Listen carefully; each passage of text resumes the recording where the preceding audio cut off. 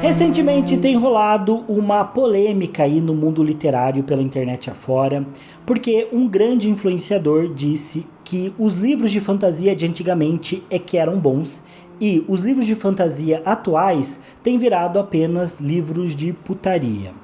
Será que ele tá certo? Será que isso é verdade? Bom, é justamente sobre essa polêmica que a gente vai conversar no vídeo de hoje aqui no canal. E caso você não me conheça, eu sou o TH Magaldi. Geralmente aqui no Cala a Boca Thiago eu falo sobre as crônicas de Gelo e Fogo, mas estou em um processo de expansão e hoje vamos tratar aí de fofoca, de polêmica que todo mundo gosta. Então, para apoiar o canal, já deixa seu like, se inscreve e vem comigo entender aí toda essa polêmica. Bom, toda essa questão foi desencadeada porque o Felipe Neto, se eu não me engano foi ele que começou, ele fez um stories no Instagram dele falando justamente isso, que ele tinha saudade da fantasia de antigamente, porque os livros de fantasia atuais eram todos pornográficos. E bom, eu particularmente não tenho uma opinião formada sobre o Felipe Neto. Tem algumas coisas que eu sei dele que me fazem desgostar da pessoa dele, e tem outras coisas que eu sei dele que me fazem gostar, né, de certas atitudes que ele tem. Então, ele é um cara que, pra mim, eu sou meio neutro. Não digo que sou neutro, na verdade, eu não tenho uma opinião formada ainda sobre o Felipe Neto. Eu sei que, de uns tempos pra cá, ele começou a se envolver mais com a comunidade literária. Acho que ele começou um clube do livro, que tem ficado bem grande, famoso, e até eu já vi alguns booktubers comentando que, atualmente, ele é basicamente a pessoa mais forte no mercado editorial brasileiro, porque ele tem movimentado aí muito o mercado com esse clube de literatura dele. Mas eu nunca fui atrás para ver sobre como funciona esse clube de literatura, então eu não tenho, como eu disse, uma opinião formada sobre ele e nem uma opinião formada sobre ele no que envolve literatura. O que eu vou analisar aqui é justamente essa fala que o Felipe Neto trouxe, que apesar de ter sido ele a trazer esse ponto, eu acho que é um assunto que já perdura aí no mundo da literatura, por baixo dos panos, há muito tempo. Talvez não falado de uma forma tão aberta, mas já é uma discussão que vem se construindo há algum tempo. E eu quis trazer esse ponto aqui para o canal porque eu acho que, apesar de eu não concordar com a opinião do Felipe Neto, eu vou trazer os meus argumentos aqui, eu, ao mesmo tempo, entendo da onde vem o sentimento dele. Então eu quero comentar tudo isso aqui no vídeo de hoje. Bom, mas basicamente, da onde vem essa frustração do Felipe Neto? Caso você não saiba, caso você não seja um frequentador aí das páginas literárias, ou você não esteja olhando com muita atenção aí as livrarias nos últimos anos, algo que vem dominando aí o mercado editorial nacional e acho que internacional, são os livros de fantasia com elementos hot, ou até as romantasias. As romantasias é um termo que vem para explicar esses livros que são livros de romances com elementos de fantasia. Ou seja, na minha interpretação, são livros em que eles vendem e eles chamam a atenção do público-alvo por serem romances, né? O principal elemento que aquele leitor quer encontrar dentro daquele livro é uma história de romance. Muitas vezes ambientada ou com elementos muito fortes, muito característicos de histórias de fantasia compondo aquela história. Isso, para falar a verdade, não é uma grande novidade no mundo. Sempre existiram aí histórias de romance, né, trajadas aí com elementos, seja do mundo do horror, seja do mundo da fantasia, da ficção científica. Isso é totalmente normal. Agora, o que vem despertando mais essa atenção nos últimos anos é o fato de que vários desses livros que têm esse elemento de romance misturado com fantasia, com ficção científica, também passaram a ter o elemento do hot, que é basicamente cenas de sexo descritas ali dentro do livro com mais vigor, por assim dizer, né? De forma menos censurada. E você deve saber, sexo é uma coisa que chama muita atenção, então rapidamente esses livros se popularizaram. E hoje a gente tem uma boa quantidade dos livros mais hypados aí, que saem todos os anos no mercado editorial, tendo sempre na lista aí dos livros mais vendidos, dos livros mais lidos, algum livro de fantasia com hot. E aqui eu acho que a gente já tem o primeiro ponto onde a opinião do Felipe Neto ela é errada. Como eu disse, eu acho que eu entendo da onde vem o sentimento dele, porque o fato do Felipe Neto falar que a fantasia de antigamente era boa, já dá a entender, acho que já deixa muito claro, na verdade, que ele tá baseando a opinião dele na nostalgia. Essa ideia de que no nosso tempo passado, na nossa infância, na nossa adolescência, as coisas eram melhores. Os filmes eram melhores, os desenhos eram melhores, as músicas eram melhores. Isso é um sentimento que está presente em basicamente toda a geração. E se você vai atrás e busca textos de Platão e Aristóteles, você vai ver eles falando sobre como a juventude é perdida e sobre como nos tempos passados as coisas eram melhores. Isso é normal de toda a geração achar, especialmente que a sua infância e que sua formação na juventude era um período melhor. Não à toa a gente passou aí na última década com tantas obras saindo, se passando nos anos 80 e nos anos 90, justamente para pegar o público consumidor dos dias de hoje, né, que eram jovens aí de 20 até os 40 anos, enfim, de adultos, né, de 40 anos, mas galera que cresceu nos anos 80 e nos anos 90 e pegar essa galera por nostalgia. É daí que obras como Stranger Things ficaram tão populares, de pegar a galera justamente pela nostalgia. E eu acho que agora a gente vai começar a viver um momento da nostalgia com os anos 2000, que é justamente o período em que eu fui criança e acho que é o período em que o Felipe Neto também foi criança. E aí agora a gente vai começar a ver movimento de filmes, de séries, que vão começar a abordar, vão começar a relembrar e abordar essa nostalgia que a gente tem com os anos 2000. Isso já começou a acontecer com alguns remakes, né? Especialmente aí dos filmes da Disney, ou mesmo de filmes clássicos dos anos 2000, como, sei lá, Meninas Malvadas, que começaram a ter seus remakes, justamente para pegar a galera que cresceu ali nos anos 2000 e que tem muita saudade do conteúdo que eles consumiam nessa época de infância, de adolescência. E claro que quando o Felipe Neto tá ali falando que a fantasia, que os livros de fantasia no tempo dele eram melhores, ele provavelmente está pensando em obras como Senhor dos Anéis, que é um clássico atemporal, mas também pensando em Harry Potter, especialmente, que eu sei que o Felipe Neto é um fã, tá pensando em obras como, enfim, talvez Jogos Vorazes, talvez um Percy Jackson da vida, essas histórias aí que estavam dentro desse elemento da fantasia na época em que a gente era mais novo e que hoje a gente compara com o que está saindo hoje, nós pessoas de 20 a 35 anos, comparamos com a fantasia que está saindo nesse momento, nessa década aí dos anos 20. Só que o que a gente precisa lembrar é que tudo isso tem a ver com movimentos de mercado, né? Movimentos aí culturais que vêm e vão. Mas o que talvez o Felipe Neto esteja esquecendo é que todas essas histórias fizeram parte de um movimento de mercado, que é muito comum. Basicamente, a cada década, a gente tem um movimento de mercado diferente. No começo dos anos 2000, por influência de Harry Potter, a gente teve um movimento de histórias falando sobre magia. E isso repercutiu muito nas adaptações de filmes. A gente teve Harry Potter sendo adaptado, depois a gente teve Percy Jackson saindo como livro, seguindo muito aquele padrão do trio de heróis e daquele herói que tinha um poder prometido, que era meio órfão, inclusive. Então, seguindo essa mesma estrutura de Harry Potter, a gente teve vários filmes de magia, a gente teve a adaptação de Bússola de Ouro, tentando surfar nessa onda de Harry Potter. Depois a gente teve livros como Jogos Vorazes, que ficaram famosos e que trouxeram uma onda de filmes adaptando, de livros e filmes adaptando obras de distopias, como Maze Runner, como Divergente e assim por diante. A gente teve também Crepúsculo, que daí começou a trazer com mais força as romantasias ali. Teve Crepúsculo, teve Diário de um Vampiro e teve outras obras, tipo, até hoje tem Teen Wolf, sei lá, que também tem essa pegada de um romance da protagonista com um monstro, essa coisa meio Bela e a Fera. Tudo isso são tendências de mercado. Dos anos 2010 em diante, a gente teve uma outra tendência de mercado mais focada nos filmes de herói, nas adaptações de heróis, saindo livros de heróis com muita frequência. Daí vieram também as histórias de zumbi, que dominaram ali de 2005 até, sei lá, 2015, com The Walking Dead, com The Last of Us como jogo. Enfim, várias histórias de zumbis, pegando também essa onda no tema de apocalipse e assim por diante, né? A gente tem sempre movimentos de mercado. E quando a gente fala de livros, eu lembro claramente de dois exemplos que sempre me marcaram, de como esse movimento de mercado é real.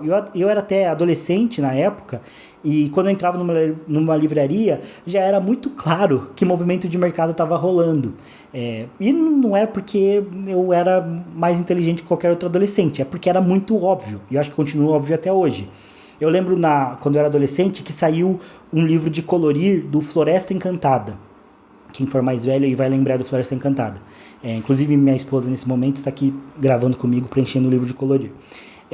livros de colorir para adultos que aliviavam o estresse. O Floresta Encantada veio, ele se tornou um hit no mercado editorial brasileiro, e era muito comum você chegar em livrarias e você ter uma bancada cheia de livros que imitavam o Floresta Encantada. Então, sei lá, era o Jardim Secreto, era a Mansão Encantada, vários livros que tentavam surfar na onda. Isso em questão de meses. Um estilo de livro irritava e já vinham vários outros livros similares àquele para tentar competir nas vendas.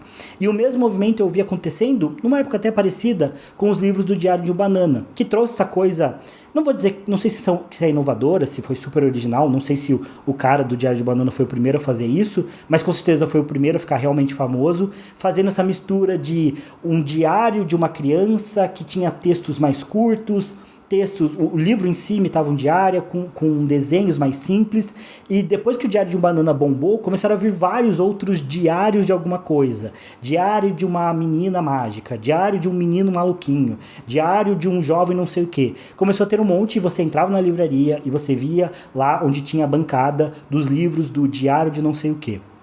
E a mesma coisa quando Game of Thrones, né, as Crônicas de Gelo e Fogo, começaram a ficar mais famosas, especialmente com a série. Você também via uma série de livros de fantasia que tentavam ter a mesma capa, o mesmo tipo de título, o mesmo tipo de fonte, né, no livro, para imitar de alguma forma os livros das Crônicas de Gelo e Fogo. Ou seja, isso é um movimento de mercado. E o que a gente vê agora com os livros hot também são movimentos de mercado. A gente vê um movimento muito forte porque esse é um tipo de livro que tem vendido muito. E então os autores e as editoras começam a dar preferência para escrever esse tipo de história para poder vender. Isso acontece com qualquer outro mercado, com os filmes, com o mercado da arte como um todo. Mas também, enfim, quando um tipo de produto bomba, é muito comum que comece a surgir produtos semelhantes àquele, ou lojas semelhantes àquela, para tentar vender igual. Quem não vai lembrar das paletas mexicanas, que virou uma febre por um tempo, saíram várias paletas mexicanas, vários tipos de paleterias, e claro, depois flopou, mas parece que todo ano sai algum tipo de produto, né, do momento que todo mundo começa a fazer. Inclusive 2024 foi o pistache. Tudo era de pistache, todo mundo começou a fazer coisa de pistache. Nos livros é igual. Os livros hot começaram a ir muito bem, vários autores, várias editoras começaram a dar preferência para esse movimento de mercado. Mas é um movimento de mercado, isso significa que ele vai acabar em algum momento. E o próprio Felipe Neto não só já passou por outros movimentos de mercado que talvez ele não esteja pensando, como um elemento estranho da nostalgia é que muitas vezes a gente esquece de como essas coisas acontecem, de como muitas vezes a gente já passou por situações parecidas, mas a gente acaba lembrando do passado só das partes boas, e não lembra das coisas que nos incomodavam, que a gente não gostava, e parece que esse é o caso do Felipe Neto, porque o Felipe Neto foi um cara que começou na internet com o canal dele que chamava Não Faz Sentido, e ele falava justamente de coisas que bombavam na época e que ele não gostava. E era um canal meio de hate, assim, pra falar bem a verdade. E eu lembro claramente que um dos vídeos mais famosos do Felipe Neto era ele falando mal de Crepúsculo, falando sobre como Crepúsculo era ruim. E o argumento do Felipe Neto naquele vídeo era muito parecido com o que ele tem hoje, parece, com os livros hot. De que antes de Crepúsculo, os livros eram melhores e que era uma decadência literária a gente ter livros como Crepúsculo.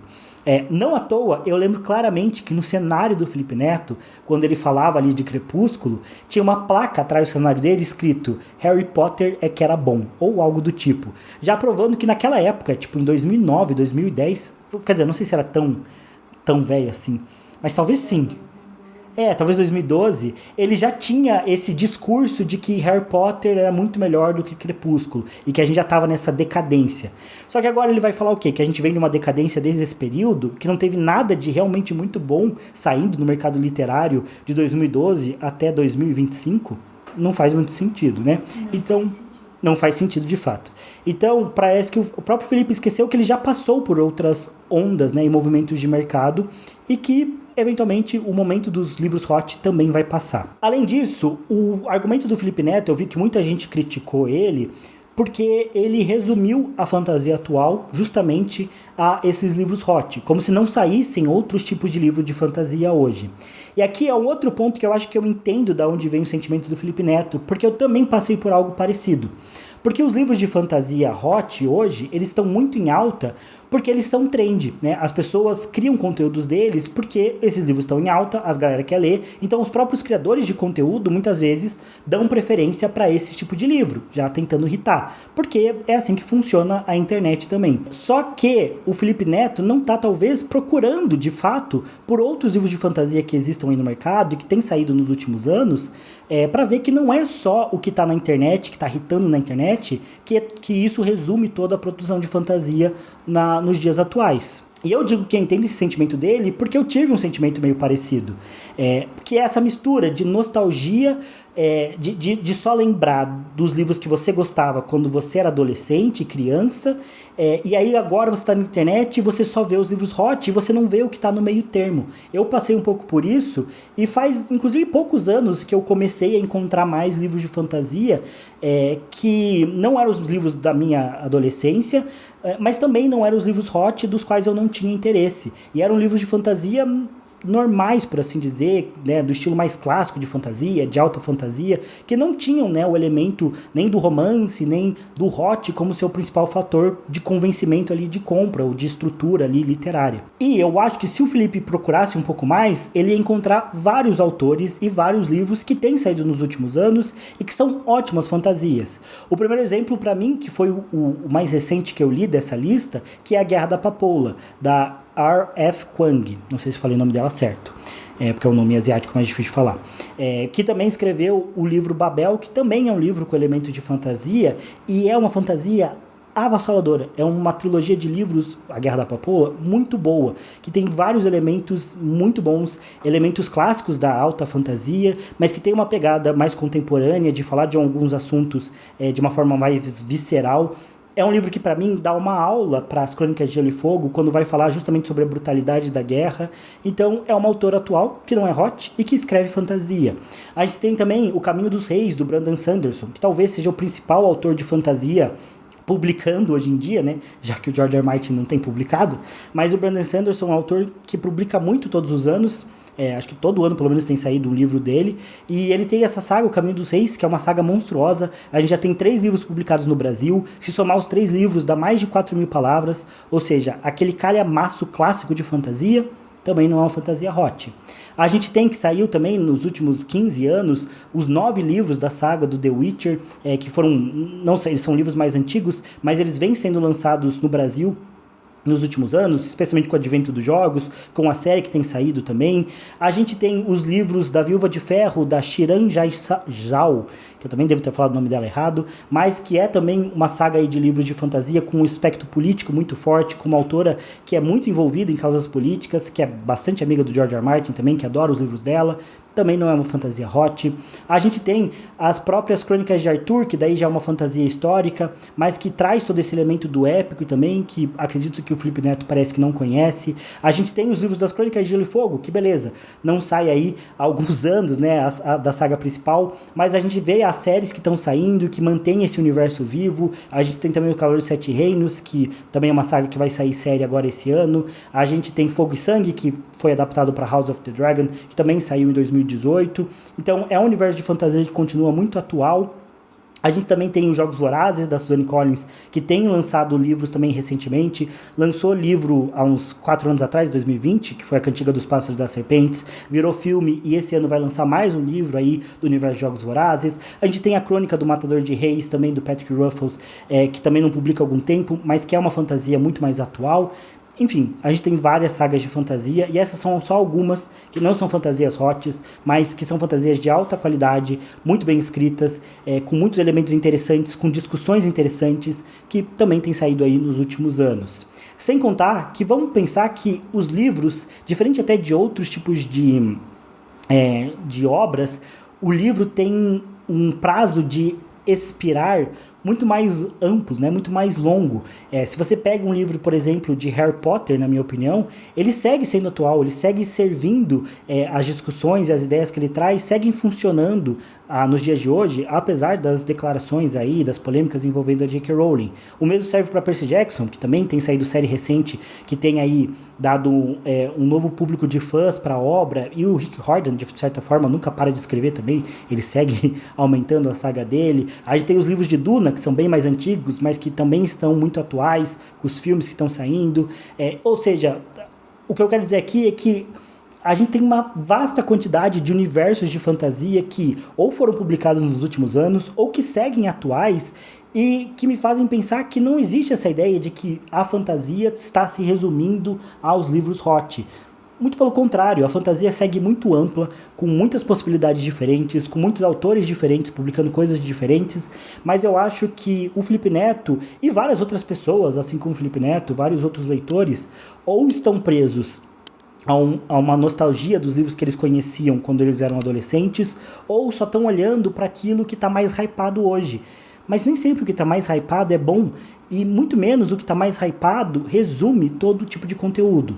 É como dizer que toda a gama da música brasileira, toda a vastidão que a gente tem na música brasileira, se resume ao Zé Felipe, porque as músicas dele hitam mais, porque ele tem um marketing melhor, porque ele consegue colocar mais as músicas dele no TikTok. Não é, a música brasileira não se resume ao Zé Felipe, assim como as obras de fantasia não se resumem aos livros hot. E bom, acho que isso é o que eu queria dizer sobre o que tange a opinião do Felipe Neto estar certa ou errada. Nesse caso, eu acho que a opinião dele claramente não tem embasamento na realidade. A fantasia não está virando putaria. A fantasia não se resume aos livros hot. Mas agora eu queria falar também sobre a ideia de que os livros hot são putarias, ou que existe esse movimento de mercado de livros que a gente pode chamar de livros pornográficos, ou de fantasias pornográficas, ou coisas do tipo. Bom, eu acho que o primeiro ponto, que eu acho que ainda envolve um pouco, talvez, a opinião do Felipe Neto, e que eu acho que vale a pena ressaltar aqui, é que como homem, a gente tem uma certa tendência a ridicularizar coisas que são feitas voltadas para mulheres, especialmente no campo do entretenimento, eu diria. O próprio Felipe Neto, né, já fez muitos vídeos no passado dele justamente fazendo isso, pegando coisas que eram importantes e que hypavam, que estavam em alta para o universo feminino e tratando aquilo como exclusivamente ruim, como se coisas feitas para as mulheres são sempre bobas, são sempre ruins. Ele teve o vídeo dele falando mal de Crepúsculo, ele teve um vídeo dele falando mal de Justin Bieber, que na época estava surgindo e fazendo sucesso, especialmente entre as meninas. Eu lembro que ele tinha um vídeo falando mal sobre uma série dos Meninos Colírios da Capricho, que também era uma série bobinha, assim, mas feita para mulheres. E eu acho que isso são só exemplos de uma tendência que nós, homens, temos de não gostar, ou de menosprezar, ou de ridicularizar coisas que são feitas focadas em mulheres. Como se coisas que são feitas para homens fossem boas, e o padrão, e aquilo que é certo, e geralmente quando um conteúdo parecido é feito para mulher, aquilo é ridicularizado pela gente. Eu acho que isso tem muitas camadas. Uma delas é que, via de regra, os homens usam muito desse humor meio depreciativo para tratar das coisas. Eu não entendo muito bem porquê, mas isso é muito comum, especialmente quando você está ali no final da adolescência, no começo ali da vida adulta. Existe a tendência dos meninos de até se zoarem o tempo todo e zoar tudo e não tentar levar nada a sério. Não sei se é um mecanismo de defesa, mas é bem comum. E sim, várias dessas obras que são feitas às vezes para mulheres não são obras de altíssima qualidade, né? Crepúsculo não é uma primazia de uma história que tem várias coisas bobas, vários elementos clichês, vários tópicos que não fazem sentido, mas não é como se... Mas Crepúsculo é uma obra feita como se fosse uma cultura de massa mesmo, para meninas, focada para o público feminino. Não é para ser uma história super profunda para mulheres, é uma história de entretenimento meio geral.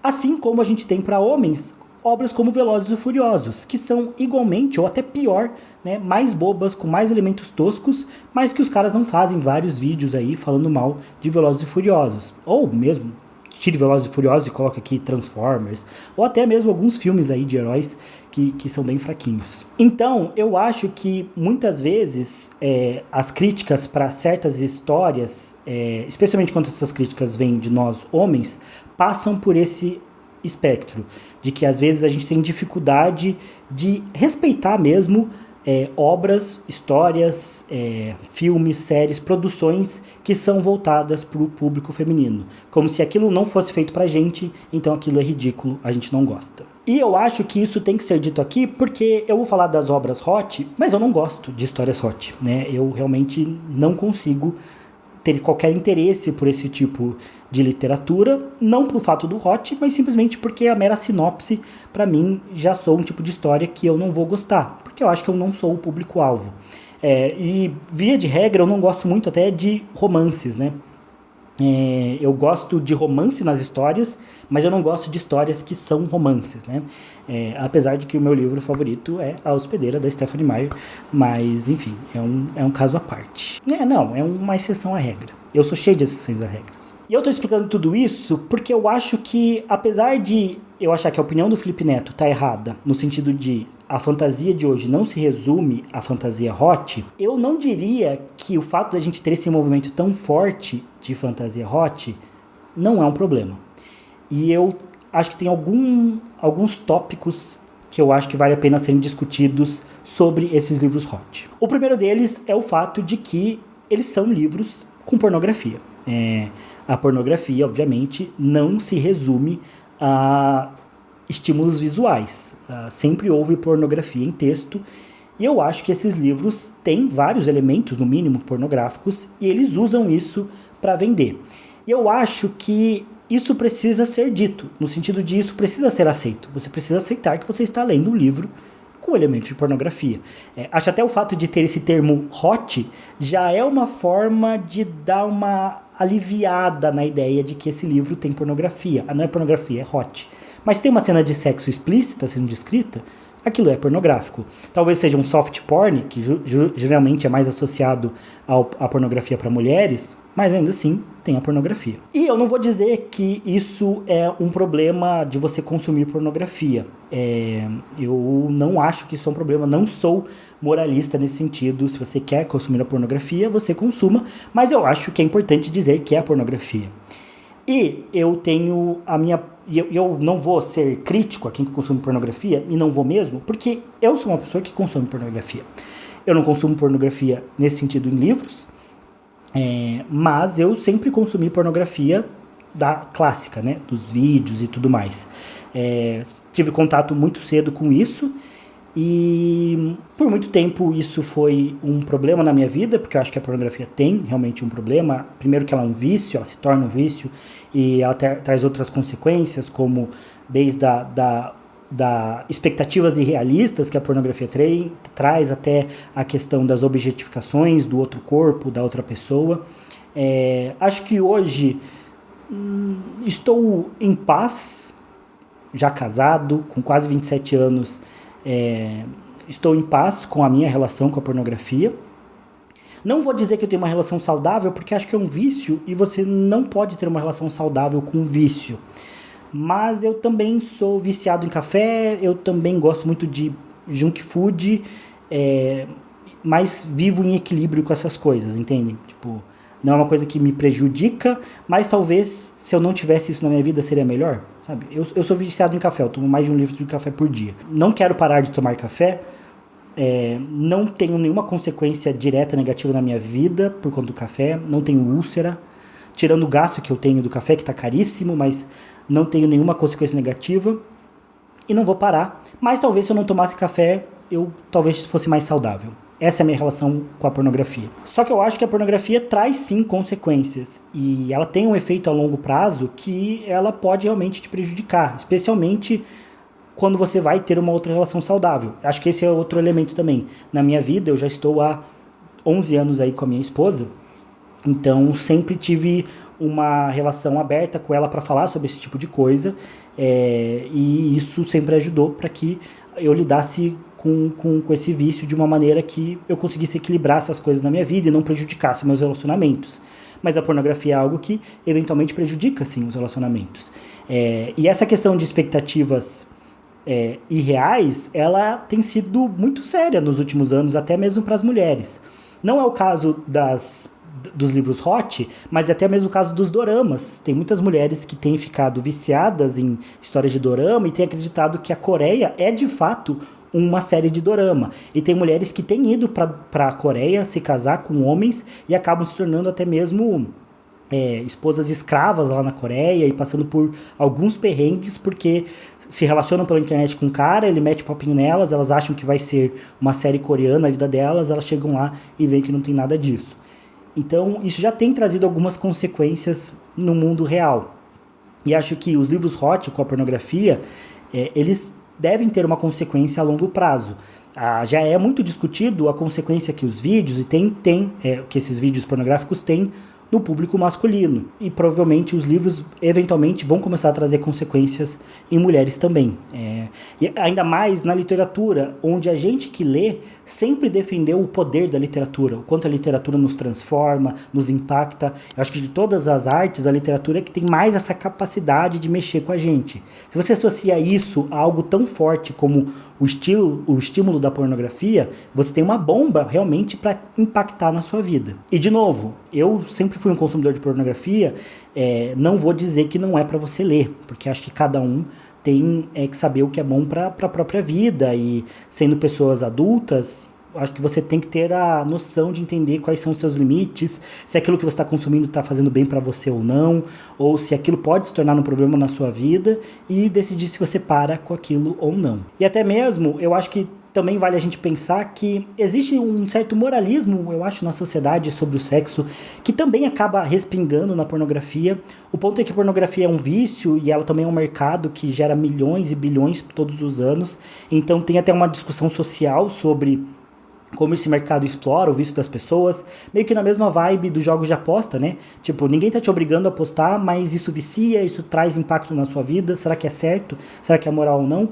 Ao mesmo tempo, eu acho que nossa sociedade tem uma dificuldade de falar sobre sexo, de trazer a naturalidade do sexo, o que sempre foi um problema maior para as mulheres, que estão encontrando nesses livros, às vezes, escapes para poder pensar sexo, para poder pensar livremente suas fantasias, e eu acho que isso é uma coisa boa. Então, existe também todo esse elemento da moral pra gente discutir. Eu não tenho nenhum problema com livros também que tem cenas de sexo.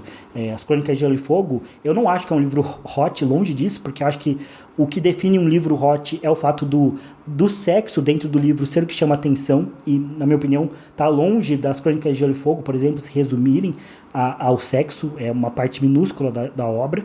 Mas é algo que está lá, e eu acho que não há nem um pouco problemático de explorar isso, porque é um livro que explora a vida de uma forma muito realista, e a realidade tem sexo.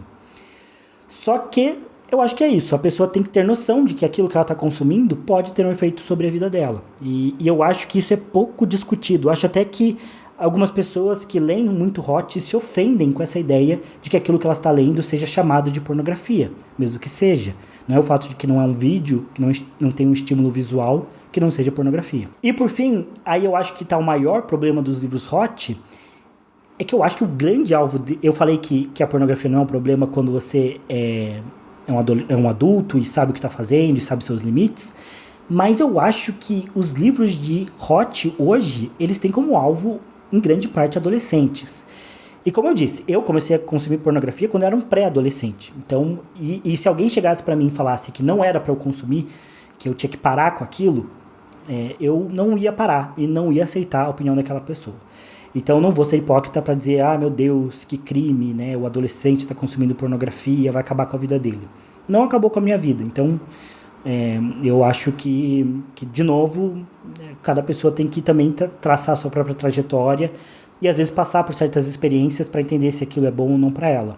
Mas eu acho que daí existe uma coisa meio desleal, justamente das editoras e de quem está produzindo esses livros, de estar fazendo esses livros para adolescente, e os livros são talvez o entretenimento que tenha menos controle em relação a isso. Os livros, via de regra, não tem nenhuma descrição nas capas, nenhuma informação dizendo que aquele livro contém cenas de sexo, que aquele livro é para maior de 18 anos. É muito raro ver um livro que tem esse tipo de aviso, de classificação indicativa. Eu sei que os livros da Intrínseca, via de regra, tem na lombada uma bolinha colorida que indica ali para quem que é o público daquele livro, mas é algo muito discreto, e não só não tem aviso nesses livros, como muitas vezes os livros hot têm vindo com capas extremamente fofinhas e bonitinhas, que parecem que eles são livros de romance bobinhos. Eu hoje, no dia de hoje, nem estava procurando isso, mas apareceu para mim um vídeo de uma menina falando que ela estava procurando um livro de romance com patinação no gelo e que ela pegou aquele livro e que ela descobriu que era um livro cheio de cenas de sexo, um livro hot. E ela até fala, acho que os livros hot tinham que ter algum aviso na capa. E eles não têm. E eles não só têm essas capas fofinhas e lúdicas, que eu acho que já é uma forma das adolescentes disfarçarem que elas estão lendo livros hot. Então, será que é certo das editoras não terem nenhum tipo de aviso nos livros? Será que as editoras não estão sendo um pouco desonestas de fazer essas capas fofinhas e deixar os livros ali de uma maneira, já sabendo que muitas vezes gente mais nova, adolescentes, pré-adolescentes, vão comprar aqueles livros e os pais vão ver a capa e não vão ter ideia de que aquilo é um livro hot, e aí vai colocar tudo na culpa dos pais, porque os pais têm que cuidar, mas tá tendo todo um movimento para disfarçar que aquele livro é para maiores? Eu acho que é algo a ser discutido dentro do mercado editorial e que não está sendo porque tá dando muito dinheiro, né? O livro hot acho que tá dando muito dinheiro, tem muita gente que gosta e, de novo, não acho que é um problema gostar, mas acho que tem algumas discussões que valem a pena serem tratadas, né? Se é correto a forma como as editoras têm distribuído esses livros e expondo esses livros para públicos muito mais novos do que deveriam, sem ter nenhuma classificação indicativa, sem ter nenhum aviso de que aquele conteúdo é para adultos. E, além disso, eu acho que tem algumas outras coisas que eu acho que são pontos mais importantes de serem discutidos hoje em dia sobre a literatura e que envolvem direto ou indiretamente os livros hot. Como o fato de que eu acho que é importante que a gente não seja dominado por um único gênero. Eu não sou um cara da literatura clássica, via de regra, só gosto de literatura, de alta literatura do Gabriel Garcia Marques. E olha lá, faz tempo que eu não leio o livro dele. Então também não vou ser aqui pedante e falar você tem que evoluir como leitor e começar a ler Dostoiévski, etc. Não. Mas eu acho que às vezes é importante a gente pensar que muitas vezes a gente perde noção do que é bom, até mesmo do que é bom pra gente, se a gente ficar preso demais em um único tipo de obra. E eu acho que o mercado de entretenimento hoje tem sido focado em fazer você consumir sem pensar naquilo que está consumindo. Já tem saído algumas notícias dizendo que os produtores de filmes e séries da Netflix têm sido orientados a fazer obras que sejam bem leves, bem fáceis de entender, sem muito conteúdo e que sejam extremamente expositivas, já pensando que a pessoa vai consumir aquela série com o celular na mão, sem prestar atenção direito. E eu acho que isso sim é problemático. A gente aceitar cada vez mais que a qualidade dos conteúdos diminua simplesmente para a gente ter alguma coisa para passar o tempo sem pensar. Eu acho que é bom a gente ter um conteúdo que não seja para pensar muito, que seja só para deixar como plano de fundo. Eu sou totalmente criança do iPad quando eu vou almoçar, jantar, e eu gosto de ter algo passando no fundo sem que eu precise prestar atenção. Mas eu acho que também é muito importante a gente entender quando a gente está consumindo muito um tipo de coisa que talvez não esteja trazendo tanto valor pra gente. E eu acho que isso não se aplica especialmente aos livros hot, mas se aplica a todo o mercado de conteúdo que a gente está tendo. Eu acho que essa discussão, talvez, sobre se o tipo de conteúdo que a gente está consumindo tem de fato algum conteúdo, ou se ele é só um monte de informação vazia, acho que essa discussão é mais importante, infinitamente mais importante, do que a ideia da fantasia estar virando pornografia, que eu acho que não é uma ideia verdadeira.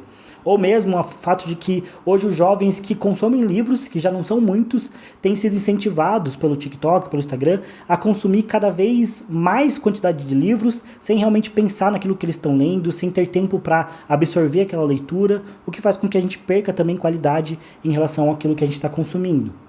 E também acho que tem vários livros que são muito populares hoje em dia, que talvez não sejam hots, mas que têm algumas questões muito mal debatidas nos livros. Se eu não me engano, as obras da Colleen Hoover, que têm sido muito famosas aí nos últimos anos, eu acho que não são livros hot, mas eu sei que eles têm questões de abuso e de relacionamentos tóxicos sendo debatidas de uma forma muito porca, e acho que talvez questionar esse tipo de obra e tentar entender esse tipo de história está realmente passando uma mensagem correta sobre relacionamentos abusivos, sobre problemas atuais, sobre depressão, sobre ansiedade, sobre questões sociais, de uma maneira correta, ou são obras que têm só se apropriado desses assuntos só para vender mais. Acho que isso também é um tema mais importante para a gente discutir como leitor do que o possível gênero da fantasia se tornar só fantasia hot. Mas é isso, pessoal, espero que vocês tenham entendido meus pontos. O debate segue livre, segue acontecendo, vocês têm a seção de comentários